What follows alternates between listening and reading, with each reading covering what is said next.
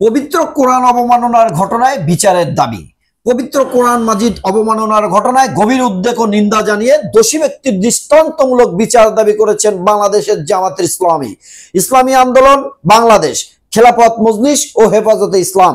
গতকাল পত্রিক বিবৃতিতে জামাতের সেক্রেটারি জেনারেল অধ্যাপক মিয়া গোলাম পরোয়ার, ইসলামী আন্দোলন বাংলাদেশের মহাসচিব অধ্যাপক হাফেজ মাওলানা ইউনুস আহমেদ, খেলাফত মজলিসের আমির মাওলানা আব্দুল বাসিত আজাদ ও মহাসচিব ডক্টর আহমদ আব্দুল কাদের এবং হেফাজত ইসলামের আমির মুহিবুল্লাহ বাবুনগরী ও মহাসচিব সাজেদুর রহমান এ দাবি জানান।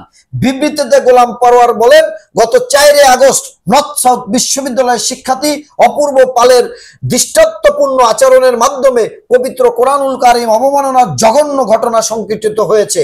এই ঘটনায় বাংলাদেশ ধর্মপ্রাণ মুসলমান সহ শান্তিকামী সব নাগরিক গভীরভাবে ব্যথিত ও ক্ষুব্ধ। বিবৃতিতে খেলাফত আমির বলেন, বিশ্ববাসীকে পথপ্রদর্শনের জন্য মহান আল্লাহর পক্ষ থেকে অবতীর্ণ মহাগ্রন্থ আল কোরআনের অবমাননা কোনো মুসলমান সহ করতে পারে না।